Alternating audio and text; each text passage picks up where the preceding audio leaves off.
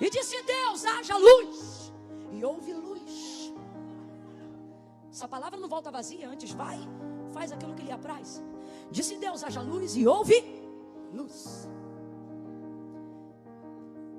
Eu tenho visto as pessoas deixarem de viver uma vida de plenitude, de contentamento, de fartura, de alegria, de justiça, de provisão no reino de Deus, porque com o passar do tempo elas desenvolveram a ideia de que a fé delas dá para Deus poder para fazer coisas. Ouça, não é que não tem fé, mas é que usa a fé como mola propulsora para dar para Deus poder de fazer coisas. Deus não precisa da minha fé para ter poder de fazer coisas. Não, Camila, não. Com todo respeito a você e a sua fé, Deus não depende da sua fé para nada. Quando você crê, Deus é. E se você é ateu, Deus continua sendo. Quando você crê, Deus pode. E se você é incrédulo, Deus continua podendo. Se você acredita, Deus faz. Se você não acredita, Deus também, na vida de outra pessoa, mas faz. Porque a minha fé não dá para Deus o poder de fazer nada. Por exemplo, estamos falando dos princípios de Deus. Gênesis capítulo de número 1, aonde você vê manifestação de fé para execução ou para manifestação da criação em Gênesis 1. Fala para mim, quando o texto diz assim, e disse Deus, haja luz, quem foi que disse? Tá ligado? Quando o texto diz, e disse Deus, haja luz, quem foi que disse? Eu creio. Ninguém, vamos ser honestos. Não fala o que eu quero ouvir, não, fala o que está escrito. Há manifestação de fé para a criação de Gênesis 1? Não, porque a Bíblia é fiel e a carta aos Hebreus diz, porque céus e terra não foram feitos de prova aparente do que se vê, mas foram criados pelo poder da fé? Não, pelo poder da sua palavra. Camila, você está dizendo que eu não tenho fé, que eu não tenho que ter fé? Não, eu só estou dizendo que você tem que colocar a fé no lugar certo. Sua expectativa tem que estar na palavra que Deus liberou sobre você, tem que estar no Deus que liberou a sua palavra. Só para a gente ratificar, não é o principal, não vou me reter aqui, mas alguém precisa dessa libertação de conhecimento para receber o restante. Jesus chega na casa de Marta 4 dias depois da morte de Lázaro. Ele já havia dito para os discípulos quando o incentivaram a ir até a sepultura ou até Betânia: Lázaro, nosso amigo, dorme, mas eu vou despertá-lo. Como da última vez que os discípulos tinham saído de lá, saíram quase que a pedrada e a paulada, não queriam voltar. Então disseram, Jesus, se dorme, deixa ele descansar. A gente é demais. Aí, Jesus fala categoricamente, abertamente, porque eles não entenderam. Ele diz assim, Lázaro está morto, mas eu vou ressuscitar. Quando Jesus diz, eu vou fazer, irmão, considere. Então vamos lá. Jesus dependeu do ânimo dos discípulos para ressuscitar Lázaro? Não, ele disse, ele está morto, mas eu vou. Ele não disse João vai, ele não disse Pedro vai, ele disse eu vou. Se vocês não forem, eu vou. Se vocês não crerem, eu vou. Se vocês apoiarem, eu vou. Se vocês não apanharem, eu vou. Eu vou. Mas ele incentiva os discípulos. Ele diz, olha, mas eu não fui até agora, para que o meu Pai seja glorificado. Jesus anima eles. Aí eles vão todos. Quando Marta fica sabendo, Marta é uma mulher bem informada, que Jesus está chegando e encontra ele do lado de fora da porta da aldeia de Betânia, e já responsabiliza ele pela morte de Lázaro. Se tu estivesses aqui, o meu irmão não teria morrido. Conjugação verbal de Marta está no tempo passado. Vamos lá, gente, preciso saber que você está comigo. Conjugação verbal do tempo de Marta está no... Se tu estivesses aqui, meu irmão não teria morrido. Eu costumo dizer que se no obituário de Lázaro o campo, causa da morte, fosse preenchido por Marta, ela diria, ausência de Jesus. Ela responsabilizou ele pela morte de Lázaro. Se tu estivesses aqui, meu irmão não teria morrido. Aí Jesus não depende de Marta para ressuscitar Lázaro, porque antes mesmo de sair de onde estava, ele disse, eu vou ressuscitar Lázaro. Mas ele não vai para a sepultura sem antes dialogar com Marta. Podia ter deixado ela falando sozinha, mas não. Ele vai lá corrigir o tempo verbal de sua fé. Ele chega para Marta e diz, Marta, teu irmão vai ressuscitar. Aí o que Marta faz? Pega a fé do passado e joga no futuro. E fica Jesus lá corrigindo a fé dela. Por quê? Porque fé no passado não muda. Se tu estivesse aqui, sabe o que ele está dizendo? Eu queria que tu estivesse aqui antes. Eu queria que tu estivesse aqui. Camila, será que eu tenho fé? Como Marta tem, a pergunta é, está conjugando fazendo no tempo certo? Está manifestando a palavra no tempo certo? Ouça isso, por favor. Ouça isso, por favor. Se tu estivesse aqui, meu irmão não teria morrido. Sabe o que ele está dizendo? Queria que tu estivesse aqui antes. É gente que está hoje aqui, tem palavra, tem Jesus, tem vida com Deus, mas só manifesta a fé no tempo errado, dizendo: se eu tivesse conhecido Jesus mais cedo. Se eu tivesse casado com fulano ao invés de ciclano. Se eu tivesse tido um filho só ao invés de 2. Ou se eu tivesse tido 4 ao invés de 3. Se eu tivesse casado primeiro para engravidar depois. Se eu não tivesse engravidado solteiro. Jesus está aqui agora, mas você só conversa com Ele sobre o que Ele não fez, sobre o que você não fez, sobre aonde Ele não foi, sobre o que não aconteceu. Tem fé, mas só conjuga ela no... E fé no passado não serve para... Aí Jesus não depende de nada, nem de Marta para ressuscitar a fé de Lázaro. Perdão, nem da fé de Marta para ressuscitar Lázaro. Mas ele olha para ela e diz: Marta, olha ele corrigindo a fé, teu irmão vai ressuscitar. Ela, de vez de dizer yes, ela diz: eu sei. No contexto do grego poderia ser substituído por eu creio. Ou seja, tem fé, tem ou não tem? Tem ou não tem? Mas está conjugando no lugar errado. Ela diz: eu creio, eu sei, naquele grande dia. Aí tira a fé do passado e joga para o... Camila, mas não está certo não, está certo não. E eu vou te explicar por que não está. Se eu dissesse assim para você: me diga aí uma promessa que Deus te fez, uma palavra de Deus que há sobre a sua vida, você teria obrigatoriamente que acessar uma memória do seu? Vem comigo, gente, sem preguiça, estou contando com a tua inteligência. Se eu te pedisse aí, me diga uma palavra que Deus liberou sobre a sua vida, obrigatoriamente, se você tem uma palavra, uma promessa, você teria que acessar uma memória que estaria no seu passado. Mas não seria problema visitar uma memória do meu passado, porque toda palavra que Deus liberou sobre no meu passado me projeta para o futuro. Então eu vou lá, lembro do que Deus falou e acredito no futuro, sim ou não? E por que não acontece se eu creio? Por que não acontece se eu tenho palavra? Camila, porque não é no tempo de Deus. E se eu disser que o nome de Deus é já? E se eu te disser que você está acostumado a dar essa resposta? Porque você é o presente. E o presente é o que está exatamente no meio entre passado e futuro. Lembro da promessa passado. Fico tranquila porque me projeta para o futuro. Mas se eu tenho palavra, e se Deus tem fidelidade para cumprir, por que ainda não cumpriu? Na maioria das vezes, não cumpriu, porque eu estou no presente. Eu sou presente. Só que eu acho que o que Deus falou que vai fazer e o que Ele vai fazer é problema só dele. Vai pular daqui de passado e vai direto para o... Mas Deus não anula o tempo. E o tempo que eu vivo, que é quem recebeu a promessa, eu sou presente. Sou o tempo presente. Nunca parou para pensar? Passado a gente chama de passado, futuro chama de futuro. O que a gente tem agora foi nos dado como não pode ser anulado. Aí a gente fica aqui no meio. Deus falou, Deus vai cumprir. Deus falou, Deus vai cumprir. Deus falou, Deus vai cumprir. Deus disse, vai fazer. Falou, vai cumprir. Mas o tempo passa e não acontece. Porque Deus pode fazer o que falou para mim que vai fazer sem minha ajuda, como Ele fez, dizendo: eu vou ressuscitar Lázaro. Mas não fez isso sem levar os discípulos. Pode ressuscitar a Lázaro sem a fé de Marta, mas não foi lá sem antes animar a fé dela. Camilo, o que você está dizendo?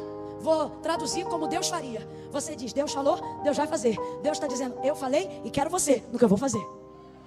Eu falei e vou te animar no que eu vou fazer. Eu falei e tem um caminho, você vai andar comigo até lá. Camilo, o que isso significa? Significa que eu sou presente. E na condição de presente, ou eu sou a ponte, ou eu sou o abismo. Entre as duas coisas, ouça isso. Ele olha para ela e diz: teu irmão vai ressuscitar. Ela lança fé para o futuro. Eu não posso lançar fé no futuro? Não, Camila, não. Por que não? Porque se eu lançar só fé no futuro, estou lançando fé no que eu não tenho acesso. Uma fé tardia não é fé, é constatação. Fé verdadeira tem que ser agora. Vai ouvindo aí. Aí Jesus laça a fé dela do futuro e traz para o presente. Ele olha para ela e diz assim: Marta, eu sou. Eu sou não é passado, eu sou não é futuro. Conjugação verbal de eu sou é. E Ele é o único que pode conjugar a vida no tempo que Ele quiser. Porque como disse Tiago e João, Ele é o mesmo ontem, hoje. Ele poderia ter olhado para Marta e poderia ter dito: Marta, Eu fui a ressurreição e a vida. Poderia ter dito, porque a Bíblia diz que o Cordeiro já estava preparado antes da fundação do mundo. Que é isso? Tipologia de sacrifício. Para Deus as coisas não serão, para Deus as coisas já são, ainda que você não veja. Ele poderia ter dito, eu fui, como manifestação do Cordeiro. Tipologia sacrificial. Poderia ou não poderia, gente? Poderia ou não poderia, gente? Abre a boca que se eu estou resfriada você vai falar também. Poderia ou não poderia, gente?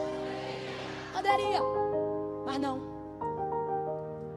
Ele poderia ter dito, Marta, eu serei, como evidência do Calvário que ainda se seguiria, a ressurreição e a vida. Ele poderia ter ido no futuro, no passado. Ele poderia ter conjugado no futuro. Mas Marta não mexe no passado e nem tem acesso ao futuro, porque a vida do homem é um sopro. Ele olha para ela, laça a fé do passado, laça a fé do futuro e coloca a fé no presente. E conjuga para ela dizendo, Marta, eu sou. Gente, quem entende isso, glorifique a Deus. Ele está dizendo, Marta, entenda uma coisa, minha filha. Aquilo que eu não fiz no seu passado não me impede de fazer o que eu estou para fazer agora. Marta, eu sou. Eu sou. Está na hora da gente aprender a conjugar mais a nossa fé no tempo presente. Está na hora da gente crer que o Deus de Abraão, Isaac e Jacó também é o meu Deus. Eu sou. Manifestação da palavra eu sou. Eu me lembro dela no meio da sarça fumegando, quando Moisés diz assim, mas quando eu chegar lá para libertar o teu povo e eles me perguntarem que Deus me enviou, o que eu respondo a eles?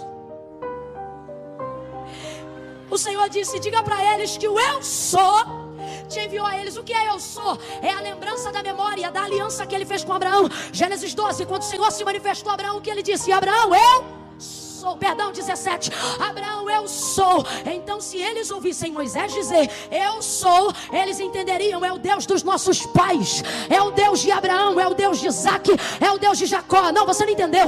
Moisés está entendendo e eles entenderão o seguinte, o Deus do passado, o Deus de Abraão, o Deus de Isaac, o Deus de Jacó, 400 anos depois se manifestou de novo no tempo presente para nos tirar dessa terra. Outro entendimento para a compreensão do eu sou. Eu sou. E o que seria eu sou?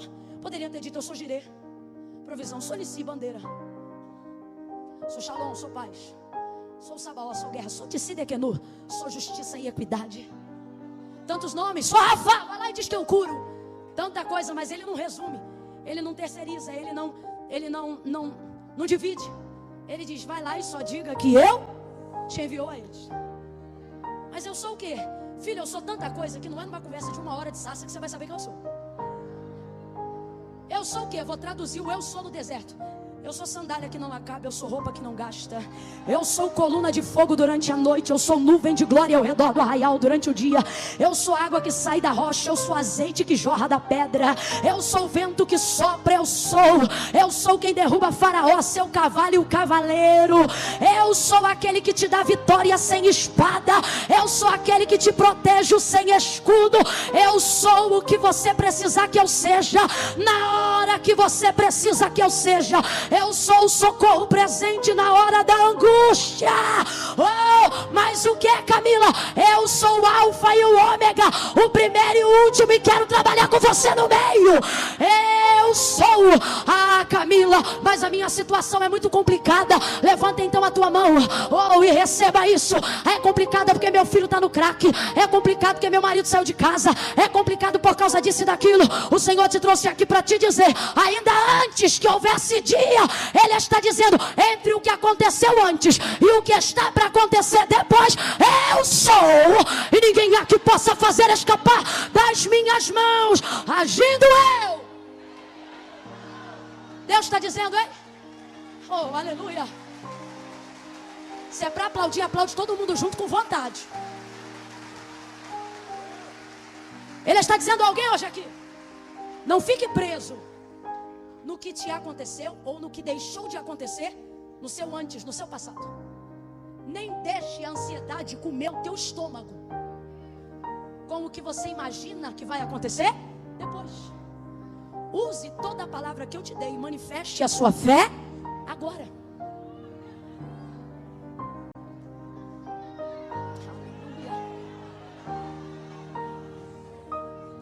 Ele corrige a fé de Marta e Ele está corrigindo a nossa fé hoje aqui. Eu ia falar um monte de coisa, mas vou falar só mais 2 coisas.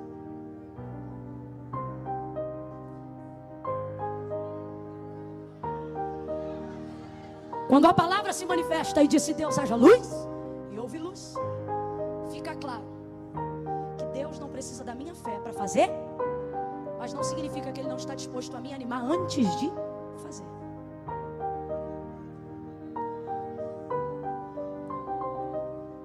Posso ressuscitar Lázaro, mas não vou fazer isso sem você. Por quê? Porque eu preciso de você? Não, porque você precisa ver o que eu vou fazer. Isso cria em mim um entendimento de qual é o princípio da fé. O princípio da fé não é fé, o princípio da fé é palavra. Então, se quiser ter fé, vai ter que aprender a ouvir a, absorver a e acreditar no pregador? Não. Acreditar na. Aí você vai desenvolver uma fé tão extraordinária que me faz chegar a esse entendimento. Que eu não preciso, que Deus, não precisou de fé para Gênesis 1. Crendo ou não crendo, Deus fez. Agora, eu preciso de fé para crer em Gênesis 1. Ou seja, Deus não precisa da minha fé para fazer nada. Eu preciso da minha fé para receber o que Ele já fez. Que Ele já decidiu. Então você tem que corrigir a sua fé. Não é que você não tem fé, mas está colocando ela no lugar errado. Por exemplo, a palavra de Deus sobre a minha vida não depende da sua fé para ela acontecer. Depende da fé que eu tenho na palavra que eu recebi.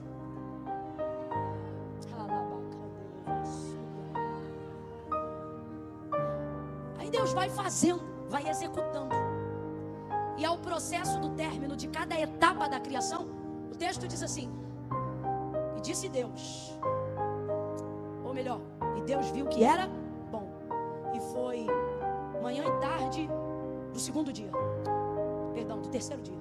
Aí Deus faz mais um bocado de coisa que não existia. E o texto diz assim: e viu Deus que era bom. E foi manhã e tarde do dia 4. E Ele vai fazendo.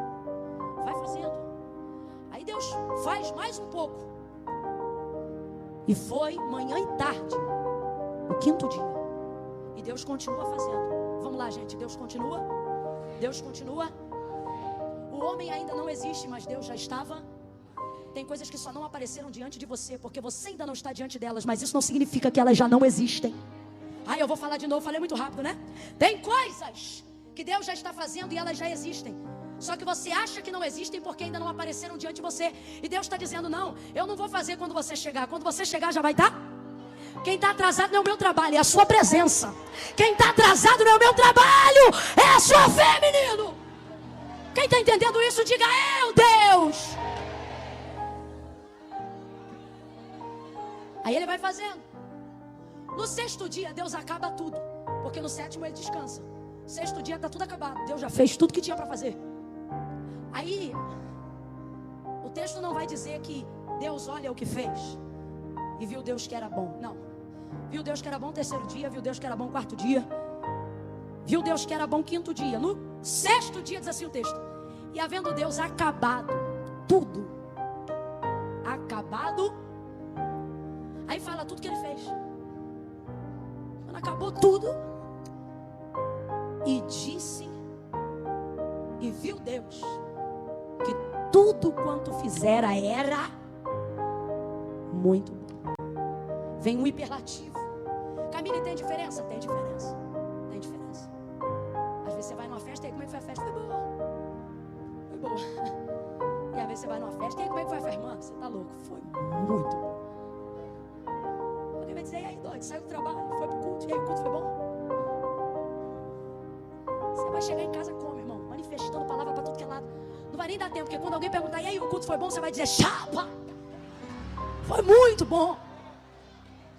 Aí o texto diz: e viu Deus que tudo quanto fizera era muito bom. Por quê? Porque enquanto Deus faz é bom, mas quando Ele acaba fica. Pera. Aí a gente leu Gênesis 2:18. E disse Deus: não é bom que o homem esteja só. Que isso, Camila? É a quebra de um princípio? Porque nós acabamos de admitir e abrimos toda a narrativa do contexto da criação. para entender que tudo o que Deus faz é. Quem foi que fez primeiro o homem, como disse o apóstolo Paulo, para só depois, em seguida, fazer a mulher? Quem decidiu fazer assim foi? E Deus erra? Deus falha? Então como é que ele faz uma coisa e diz que essa coisa não está boa? E disse Deus: não é bom que o homem esteja. Só que Deus conjuga as coisas no tempo certo. O texto não diz assim, aonde nós lemos: não é bom que o homem seja, porque ser é característica permanente, e estar é advérbio de tempo. Deus diz: não é bom que o homem esteja. Vambora, gente. Não gostava da aula de português, né? Não é bom que o homem esteja característica temporária, não é permanente. Você não passa por alguém no meio da rua e diz: e aí, como é que você é? Não. Você diz: e aí, beleza, como é que você é?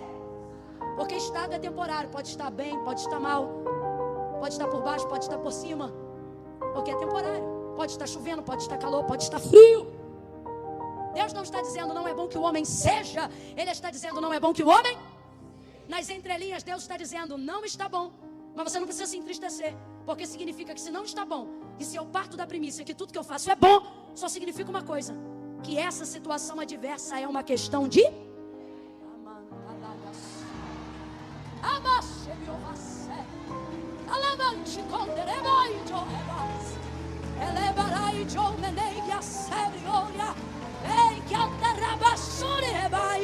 me dá sua mão, moço. É uma questão de tempo. Segure a mão de alguém como eu seguro a mão desse rapaz. Ministre sobre a vida de alguém aí agora e diga: é uma questão de tempo. É uma questão de tempo. Diga: se não está muito bom, é porque Deus ainda não acabou. É temporário. É temporário. Vai passar, vai melhorar, vai haver plenitude, vai haver contentamento, vai haver abundância de alegria. Vem, pode vir, meu filho. Pode aumentar seu teclado. Deixa o Senhor se manifestar no meio dos louvores. Se o baterista quiser vir, pode chegar também. Deixa Deus passear no meio da harmonia. Deixa Deus aparecer na melodia. Deixa onde estava vazio fica cheio. Cheio da presença de Deus. Deus está dizendo: não se mete no meu trabalho. Ainda não acabou. A sua situação é temporária. Quando eu acabar, você vai ver que tudo que eu faço não é só bom, não. Tudo que eu faço é muito bom. Vai ficar muito bom. Vai ficar maravilhoso. Vai ficar sensacional. Camila, porque Deus me trouxe nesse culto? Para animar a sua fé e para te dizer: eu posso fazer sem você, mas eu não vou fazer sem envolver você naquilo que eu decidi fazer. Electronic bass, marimba, MS songs feel creative, vibrant, and eclectic track that fuses the warm melodic elements of indie folk pop with terrific intricacies of math, reggae, rave, incorporate playful candy crunk beats and witch house atmospheric layers of craft. A whimsical soundscape, use acoustic guitar and marimba for a light organic feel, while electronics and beats struck the rhythm. The overall composition should evoke a sense of joy and exploration, merging genres in a way that feels both innovative and accessible. Focus on creating catchy melodies and engaging sound textures that invite listeners on a sonic journey, tapping with dynamic